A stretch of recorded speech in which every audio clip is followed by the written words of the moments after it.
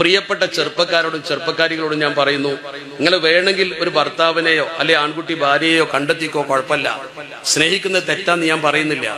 മറിച്ച് ഒരു കാര്യം മനസ്സിലാക്കണം, നിങ്ങൾ ഏത് ഇണയെ തെരഞ്ഞെടുത്താലും ബാപ്പാക്കും ഉമ്മാക്കും തൃപ്തി ഇല്ലാത്തൊരു ഇണയെ നിങ്ങൾ കൊണ്ടുവരുന്നൊരവസ്ഥ വന്നാൽ ആ കുടുംബം കുളന്തോണ്ട് മക്കളെ ഒരു നിലക്കും നിങ്ങൾക്ക് ബർക്കത്തുണ്ടാവില്ല. നിങ്ങളെ പോറ്റി വളർത്തി കൊണ്ട് നടന്ന ഒരു ഉമ്മ ഒരു ഉപ്പ അവര് നിങ്ങൾക്കൊരു ബന്ധം ആവശ്യമുള്ള സമയത്ത് അത് കണ്ടെത്തും. അവര് കണ്ടെത്തിയത് തന്നെ നിങ്ങൾ എടുത്തോളുന്നില്ല. അത് പറ്റില്ല അടുത്ത് നോക്കാം, അത് പറ്റില്ല അടുത്ത് നോക്കാം, കാണാലോ അന്വേഷിക്കാലോ. പക്ഷേ അന്തിമമായി നിങ്ങൾ തീരുമാനിക്കുമ്പോ ബാപ്പാക്കും ഉമ്മാക്കും ഇഷ്ടം പാടും. നിങ്ങൾ സ്വന്തം കണ്ടെത്തിയതിന് ബാപ്പയും അംഗീകരിക്കണം.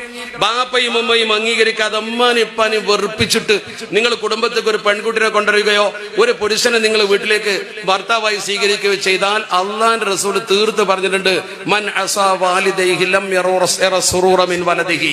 അവനാന്റെ വാപ്പാനും ഉമ്മാനും വെറുപ്പിച്ചാൽ നിങ്ങളെ മക്കളിൽ നിന്ന് ഒരു സ്വൈരം